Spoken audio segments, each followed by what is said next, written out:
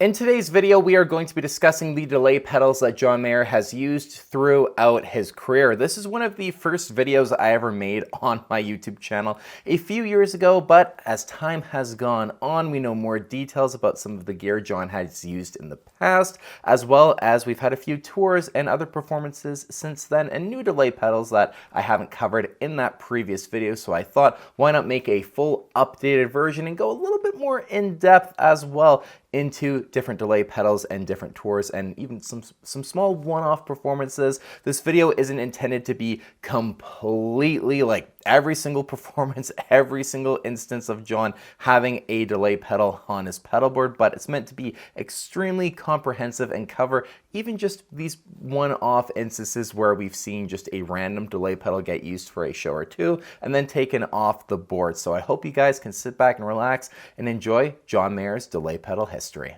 So to start things off, where else would we begin but with Room for Squares and Any Given Thursday? The electric guitar at this point in time wasn't a massive component of John's live performance because a lot of the songs that he would do at this point were with an acoustic guitar, but you'd have like performances of Lenny, Covered in Rain, City Love, things like that that did spice things up a little bit. So for the electric guitar rig, it was pretty simple at this point in time, and we know that John had a Boss DD5 on the pedal board. Pretty simple, pretty straightforward for his delay needs at that point in time, but it's only going to get more exciting and a little bit more complicated from here on out. Moving on to the Heavier Things era, and this era was for the longest time the point of John's career where we actually knew the least about his gear, especially in terms of the effects and pedals that he had with him, because this is the first time John started using a custom audio electronics Bradshaw rig, so he had a pedal switcher in front of him, and then all of the pedals were off in a rack unit, and even if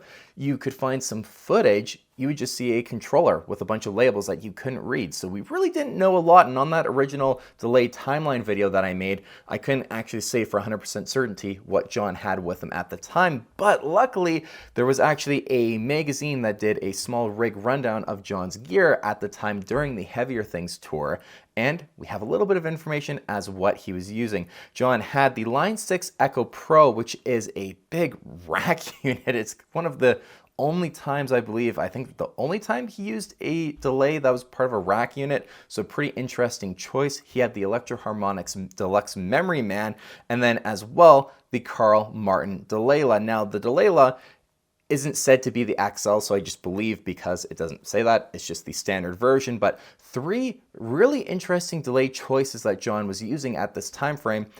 And this is the only time he would use them as well. After the Heavier Things tour, we wouldn't see him use any of these delays again, which is kind of crazy to think of, but kind of cool to know. This is what he had at the time, but then he just moved on from all three of these delays from the Heavier Things tour once it concluded.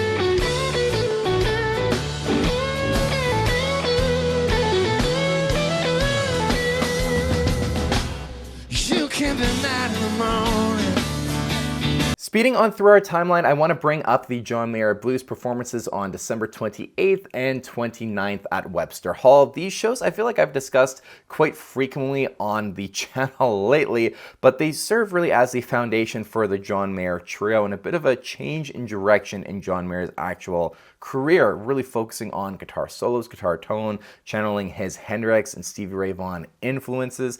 And we have a couple of shots of the rig from these performances, and you can can see the Way Huge Octopus Mark 1 AP2 version is on the floor, and this is the very earliest that I can actually confirm for 100% certainty that John had an Octopus in his rig. And like I've said, the John Mayer blues shows were the foundation for the John Mayer Trio. And for the John Mayer Trio, John had the T-Rex replica as well as the Way Huge Octopus Mark 1 AP2 version. Now, the order of these pedals isn't what you actually see on the pedal board. It's often just assumed that it goes Octopus into the T-Rex replica because that's the order that they are physically on the pedal board. However, there are a handful of shots where you can actually trace the cables and it's actually the replica into the Octopus. Why they didn't just swap the pedals actually around so that it was in the proper order physically, no idea. But that's the exact order that John was using for the John Mayer Trio.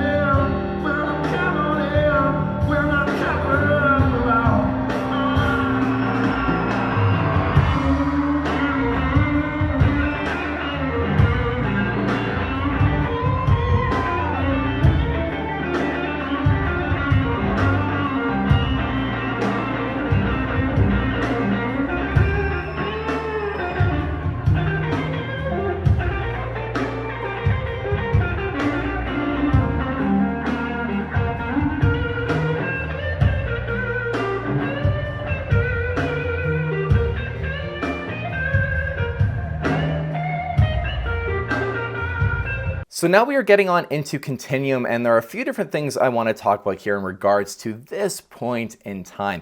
The first thing is that although in this video we're not really discussing studio tones at all, we do have the documentary In Repair, One Song, One Day, and it does very clearly show John using the Line 6 DL4 for the delay parts when he recorded In Repair. So I definitely wanted to mention that. And then just while we're talking about the Line 6 DL4 as well, the Mulholland Drive kind of jam performance that John does during Where the Light Is, he was using the DL4 as well, but that was just for the looper side. But I just wanted to mention it because we're talking about that DL4. Now, pre-Continuum release, there is a really just interesting performance that John did at the Mod Club in Toronto on August 8th of 2006. The setup for this performance had no drive pedals at all on the pedal board. Instead, what John was doing, whenever he needed to solo, he would turn on the overdrive channel of the overdrive special that he had as part of his amp rig. He actually had the little switcher for the channels on the pedal board, and that's what he was doing instead.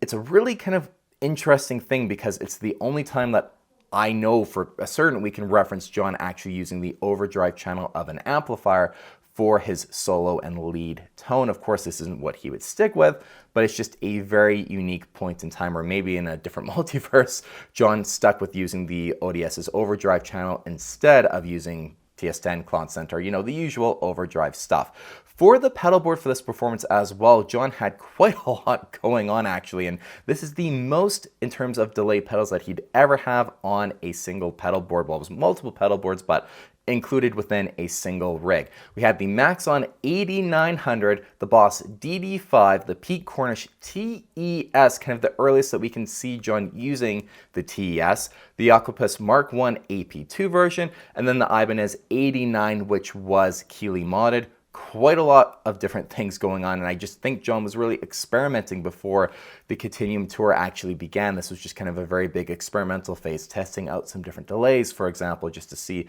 what he actually wanted to use and would stick with for the Continuum tour.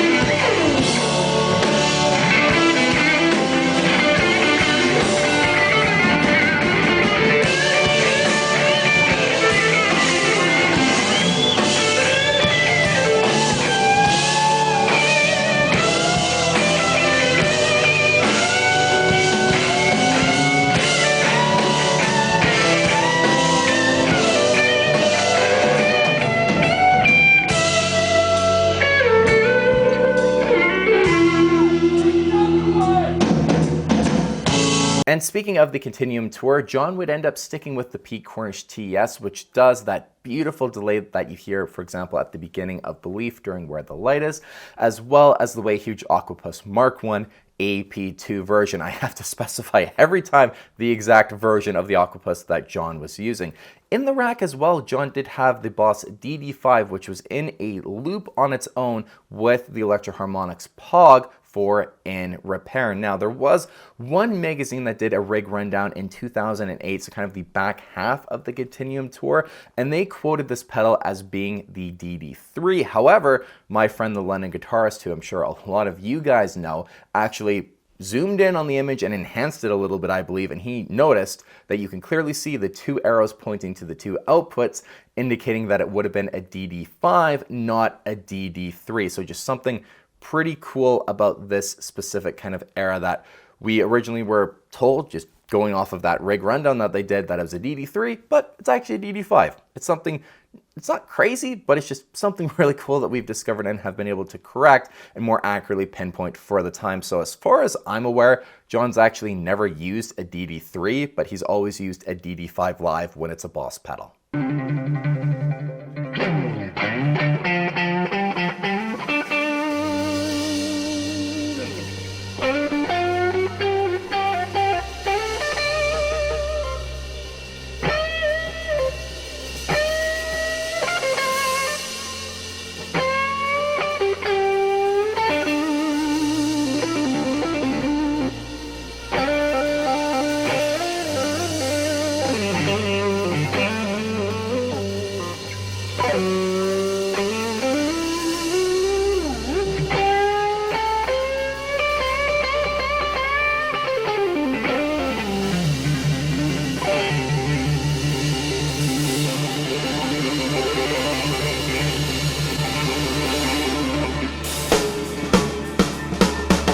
And from that same magazine, we also know that in the summer 2008 Continuum tour, John did drop the Pete Cornish TES for the full tone tube tape echo. So something that might not be that well known is that through Continuum, you actually only hear the TES for kind of like the first half of the tour. The back half was all for the longer delays with that full tone tube tape echo. On June 14th of 2009, John did a very impromptu performance at the Hotel Cafe where he just tweeted out that he was going to be performing, tickets sold out like instantly, and for this performance he was teasing some songs ahead of Battle Study's release, and he brought along with him a Duesenberg double cat, a Fender Princeton reverb, and then for just some something to fill the space, he brought along with him a full-tone tube tape echo, which you can actually see on a bar stool behind him in some of the footage that we have, and the version of Heartbreak Warfare that he performs, I think overall is my favorite version of Heartbreak Warfare that we've ever heard. There's just something about the way John plays it with the delay that you hear, just the way it sounds, and then just him singing over top of the guitar. It's just truly a magical performance in my opinion. All right. All right. All right.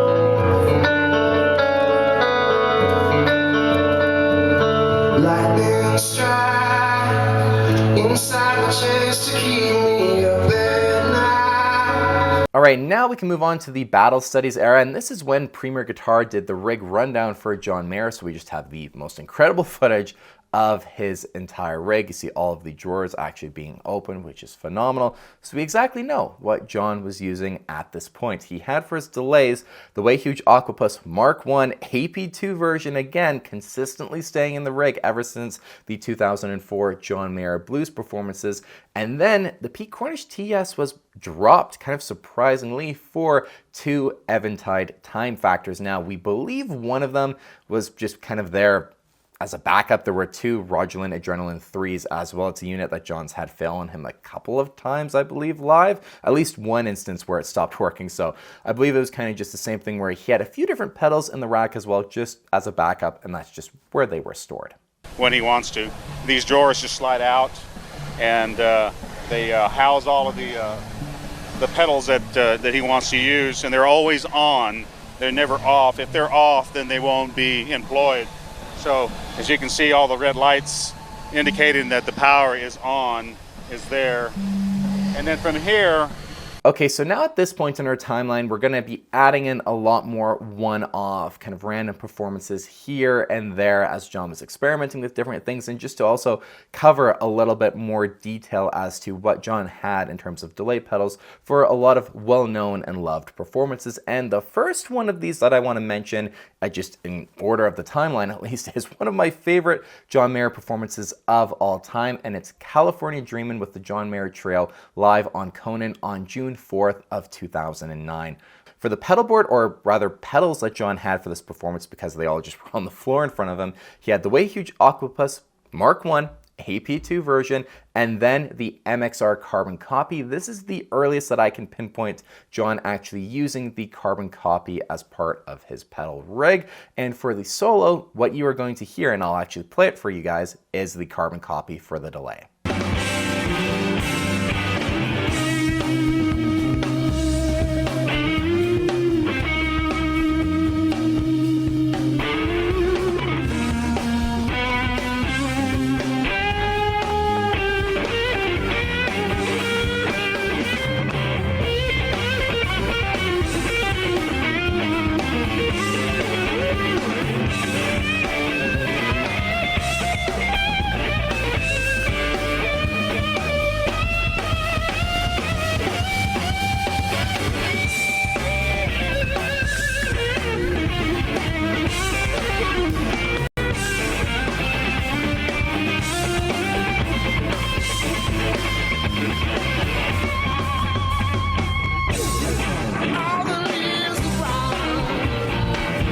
And another great example of John using the MXR carbon copy in 2010 is Crossroads with the John Mayer Trio. During the performance of Ain't No Sunshine, you can really hear the carbon copy as well. The tone with the 335 is just really, really awesome.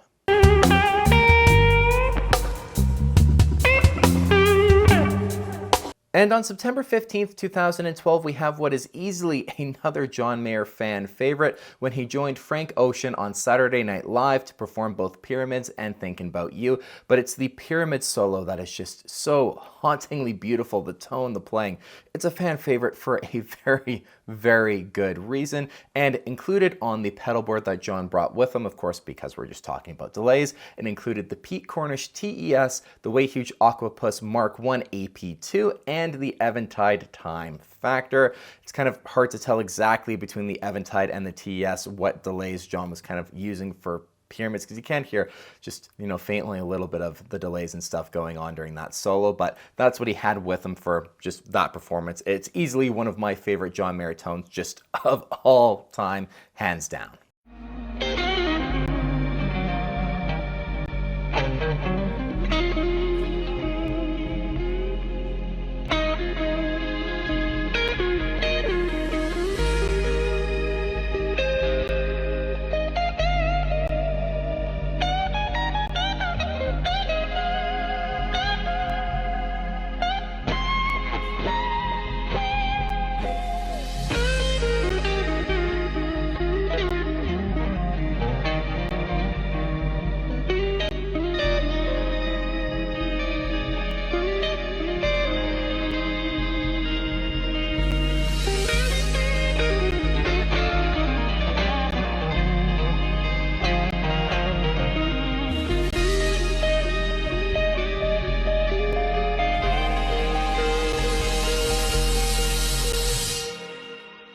And another really stellar performance from 2012 was when John joined the Zac Brown Band to cover Comfortably Numb. The solo that John did was insane. The tone, everything was, he's very much channeling his inner David Gilmour. And on this pedal board, he had the Way Huge Octopus AP1 Mark I, and then the Pete Cornish TES, which was doing that longer kind of David Gilmour-esque delay for the solo. A really amazing performance. So many great ones in 2012.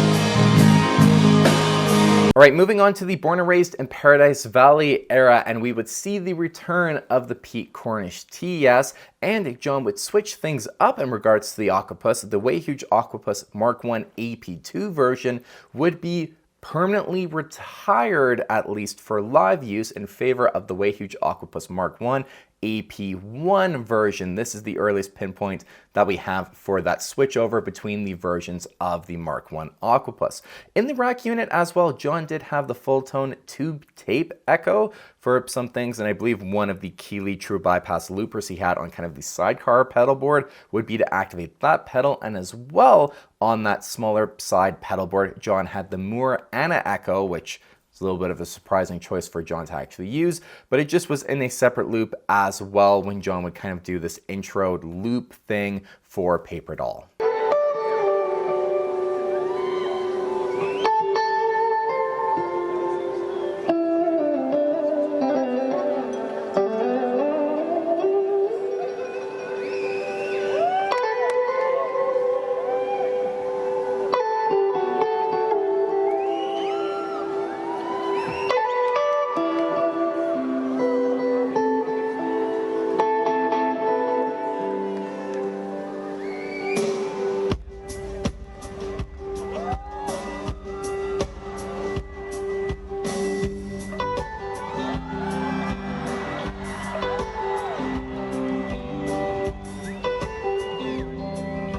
In 2013 as well, John would perform at the Crossroads Festival with Keith Urban, and there's just a really awesome performance of Don't Let Me Down. The pedal board that John had at this time had the Way Huge Octopus Mark I AP1, as well as the Pete Cornish TES for a smaller guitar rig that John had for this show. If you guys want to see me break down this entire performance as well, let me know in the comments down below. It's one I've been thinking about doing, so if you guys would be interested in that, let me know. But those are the delay pedals he had for that performance. Okay, skipping forward ahead just a little bit now to 2015, and there were a few different things that John did in 2015. One of them is the beginning of Dead & Company. Now, I'm not going to talk about every single Dead & Company tour in this video because it's pretty repetitive in the gear that John was using for at least a pretty big stint of it, but I'll note changes and things that John was experimenting with in regards to delay pedals in this video, but I'm not just going to repeat the same thing for every tour when it comes to Dead & Company at least. But for the original Dead & Company pedal board,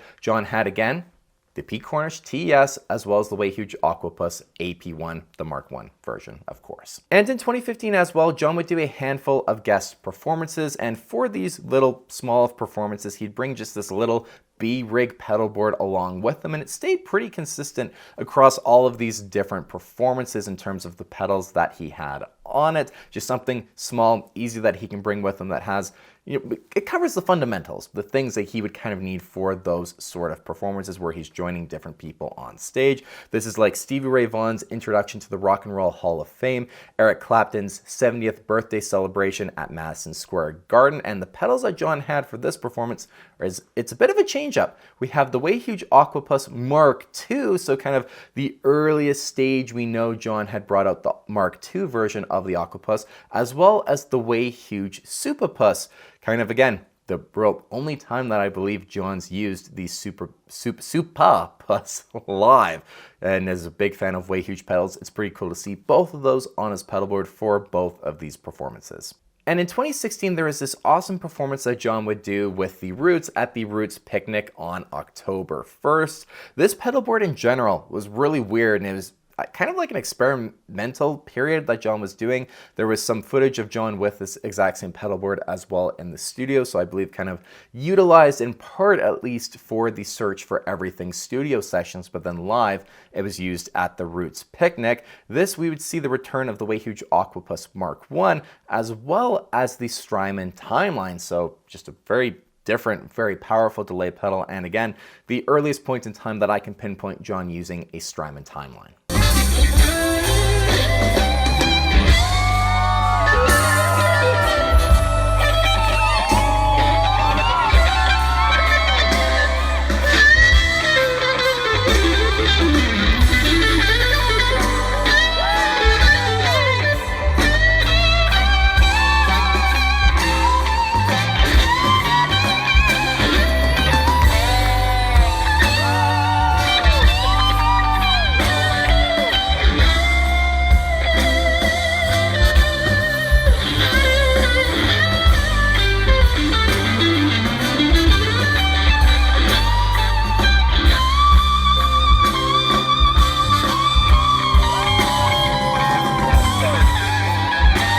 And with the Roots Picnic / studio pedal board that John had in 2016, we would see a little bit of consistency with that rig going into the absolutely massive Search for Everything touring rig, the biggest kind of pedal board system that John has really ever had up until this point. I'd actually have to go back and count the pedals and things John had with him for the Search for Everything and compare it to like Sob Rock in the 2019 World Tour, but we're getting into, at this point in time, just some massive rigs for John's mainline tours, and the Strymon Timeline would stay consistent from that 2016 pedal board to the Search for Everything pedal board as well, but we'd have a few other pedals that John would utilize as well. The Way Huge Aquapus Mark II would stay on the pedal board, as well as the Dunlop Echoplex, and then the earliest we can pinpoint John using the Donner Prince Booner. So 4 delay pedals on that wet pedal board that John had. What's kind of cool is with the Echoplex, they actually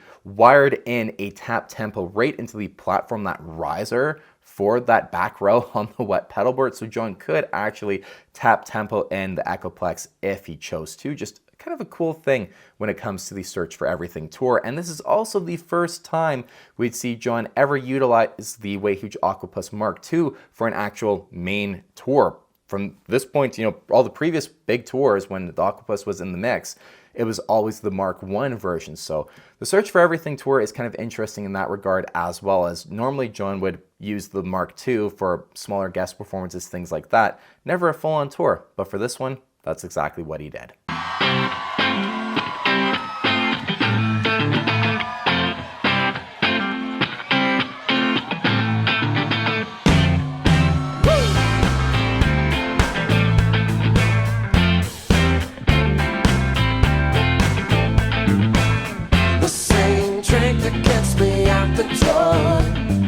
Okay, so now at this point, I want to go back to Dead & Company, and just to briefly touch on, for the kind of 2017 Dead & Company rig, John was just utilizing his Search for Everything touring rig as well at that point in time. So all of the delay pedals were consistent from 2017 Search for Everything era for Dead & Company. But in 2018, we'd see the return to a more traditional pedal board setup, and kind of depending on the performance in 2018 during the summer tour, we see John with the MXR Carbon copy and the Way Huge Octopus Mark II, or the Strymon Timeline and the Way Huge Octopus Mark II. So just a bit of experimentation in regards to delay pedals for Dead & Company in summer of 2018.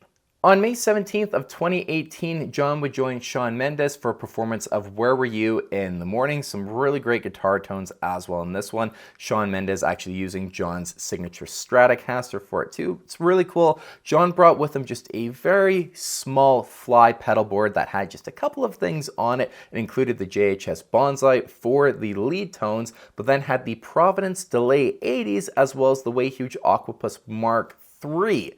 For that pedal board. It's just very small, very simple rig. So the earliest we can pinpoint John using the Providence Delay 80s as well as the Way Huge Octopus Mark III. And the Octopus Mark III was on for the entire performance also.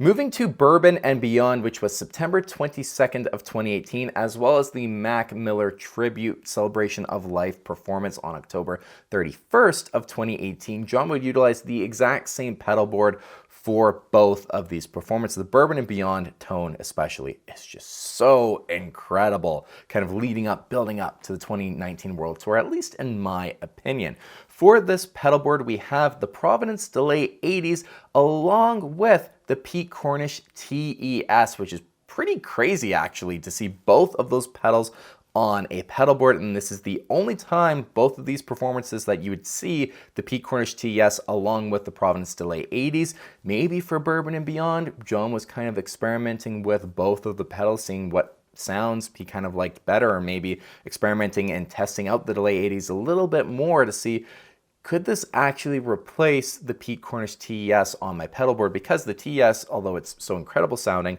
is also just absolutely massive. That is exactly what would happen. This is the last time we'd actually see John with the Pete Cornish TES as part of his rig. Oh, and let's not forget, I was so focused on the TES and the Delay 80s both being on the pedal board together, John did have the Way Huge Octopus Mark II, of course, to cover that slapback. He's got it. He's never not going to have something to do that short, subtle slapback as part of the core of his tone. But like I've said, having both the Delay 80s and the TES together is a pretty crazy delay rig.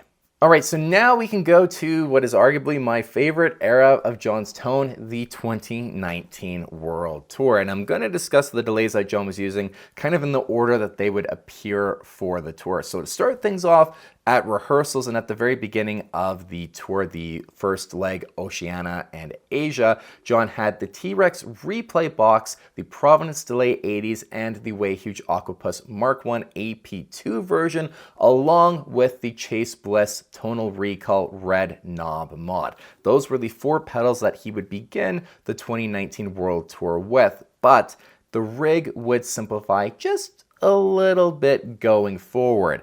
At some point during the 2019 World Tour, because the Chase Bliss pedals were completely blacked out, it's a little bit hard to say exactly when the Tonal Recall Red Knob mod version was dropped, but it was eventually just dropped completely, and then the T-Rex replay box was replaced by the Providence Chrono Delay. That's what then John added on to cover kind of the more like the tap tempo, very accurate digital delay sounds that he needed. So then he would have just a more simplified delay rig of the Way Huge Octopus Mark I AP1, Providence Delay 80s, and Providence Chrono Delay. That would stick with them for the rest of the 2019 World Tour.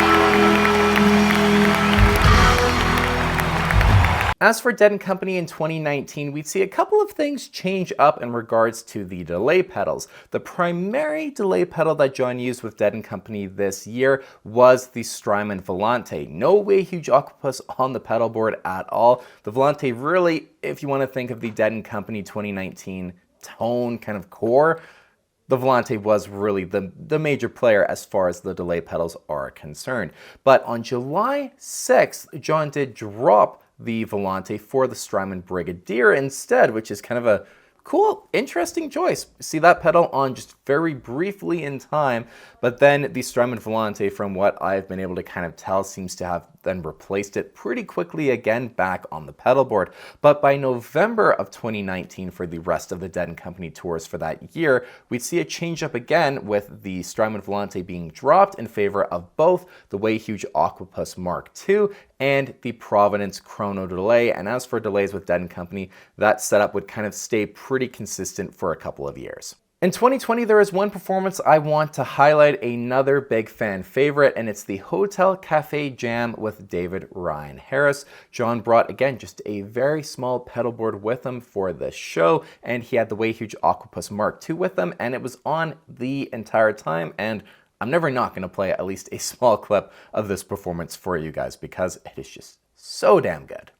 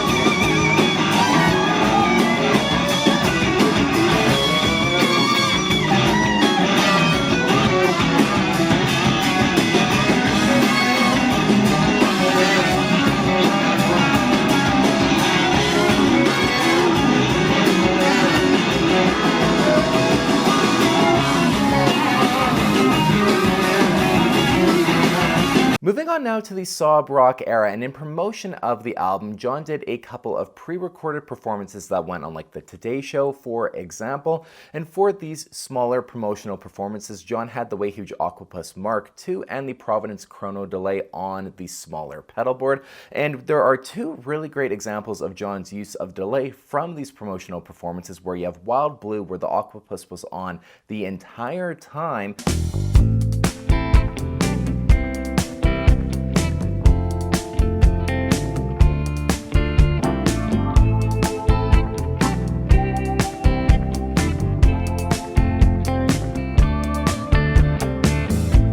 And then the Chrono Delay doing the longer delay for the Last Train Home outro solos. It all sounds really great, and they're just two really good, more modern references of John's use of delay.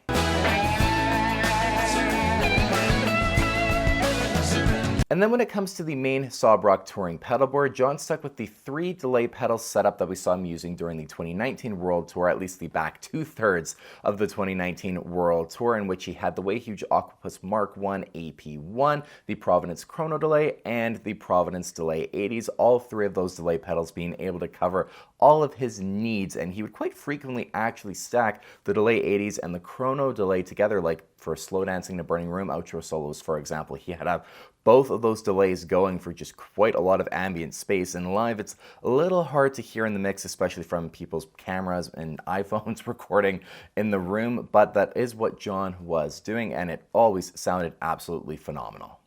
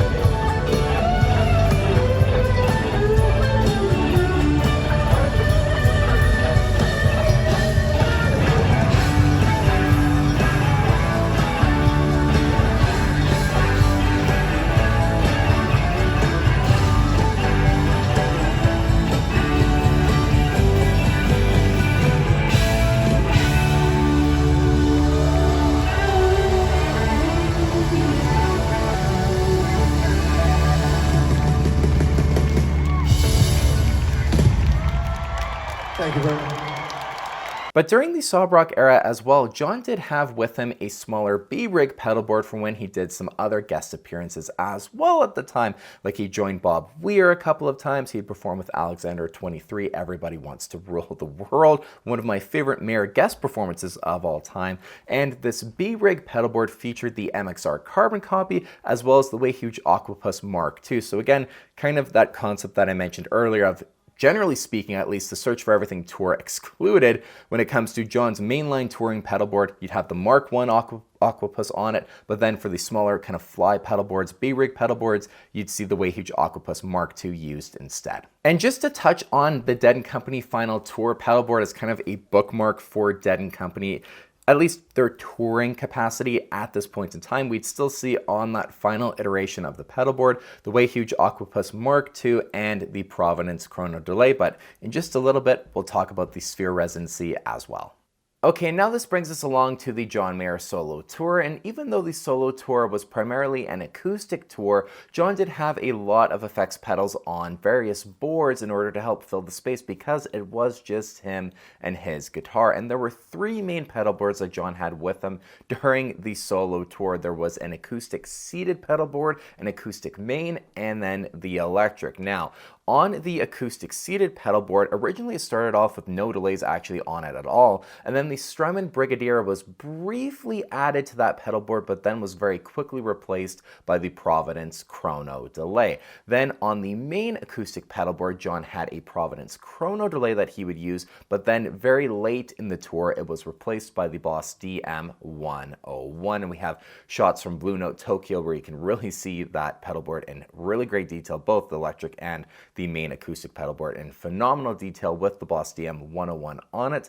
And then for the main electric pedal board, John had the Way Huge Octopus Mark II and the Providence Chrono Delay on that pedal board for the entire tour. So at one point, John actually had 3 Providence Chrono Delays with him on tour, which is pretty crazy on 3 separate pedal boards. Now, the only other thing to note when it comes to the solo tour is on March 20th, 2023, John joined JP Sax for a performance of I Don't Miss You during the opener for the night. And there was a Strymon timeline that was just on the floor beside the electric pedal board that John was using for this performance, but then it was removed in between sets from JP Sax, and then when John would come out and perform his set for the night, it was removed. So it was just there for that one performance, and I'll play a little bit of footage for you guys where you can actually see it just on the floor beside the pedal board.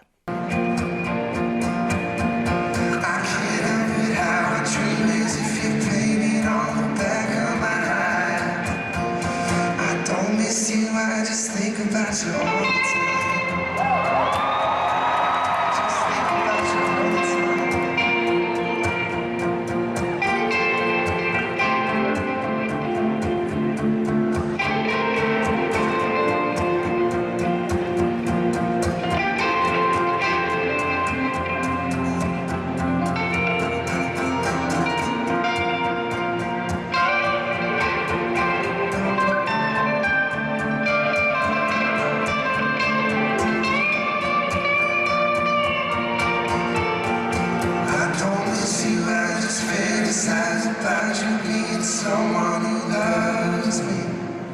And in 2023 as well, we have Crossroads where the John Mayer Trio would perform, and John would also join her on stage as well. And this was just a smaller pedal board that John brought along with him for these performances. The Boss DM101 would stay with him for these performances, and then as well the Way Huge Octopus. It's hard to tell from the shots that we have what version it is, even just to see the foot switch, which is a pretty big giveaway as to what version it is, but because of the context and what John had been using lately, I personally believe it's the Mark II.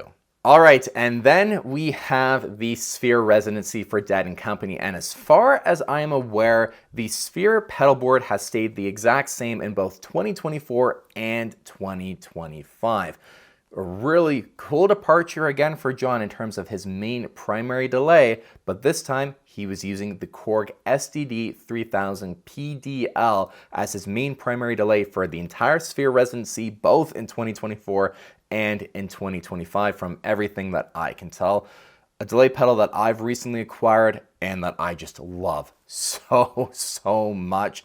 I really hope John uses it in a larger kind of context for his main tour on the, in backing the next album, for example. I think it'd be really cool to actually hear that pedal doing a lot of the longer delay sounds for John's own solo career. So fingers crossed that that is what he sticks with. And then as well, there was the Aquapus Mark II on the board too, because you gotta have the slapback for John's tone, for his core tones, right? So that was, of course, on the pedal, but it's the Sphere. The cool thing about that for both residencies is the Korg STD 3000. I'm a massive fan of the Edge, so knowing that Dal Shu, the Edge's guitar tech, had a lot of input in the design of the pedal form of the STD 3000, it's like worlds of mine, guitar tones of mine colliding, and I absolutely love it, and I'm totally here for it. And before we conclude our timeline, I do want to add in Mayer's most recent performance other than Dead & Company's residency at Sphere, at the time of me at least making this video, and it was at the House of Blues on January 24th, 2025 in celebration of the 40th anniversary of PRS. On this pedalboard that John had with him was the Chrono Delay and the Aquapus Mark II, kind of the two staples really at this point in time for Mayer delays. If you wanted to make a John Mayer inspired pedal board, any version of the Aquapus really will do the trick, and the Chrono Delay as well. The Korg STD 3000, it's too big. It's definitely not the definition of convenience at all, just in terms of its size. It's huge, and it's pretty heavy as well, actually. So not something I'd really ever expect John to bring with him on a kind of smaller pedal board like this. But like I said, fingers crossed he's actually going to stick with it for the main touring rig.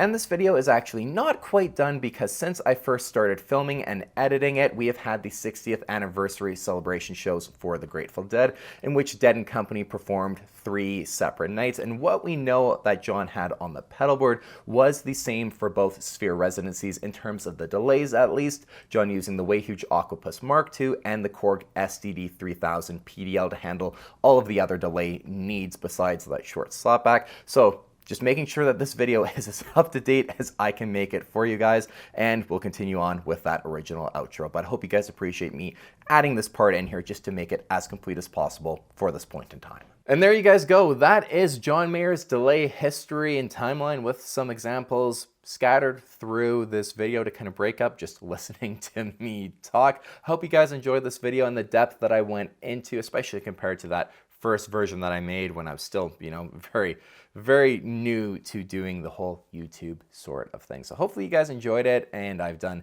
recently the history of John Mayer's fuzz pedals as well. So if you haven't watched that one, go check that one out as well if you did enjoy this video. And if you want to see me cover a new updated version of like chorus or boost pedals, compressor pedals, things like that, just let me know if you guys want to see more videos like this covering his entire history just dedicated to one type of pedal, like one type of effect. Let me know in those comments. But as always, appreciate you guys watching these videos, especially if you made it all the way to the end, because this one I'm pretty sure is going to be another long one, but hopefully you guys appreciated it and enjoyed it. Take care, guys.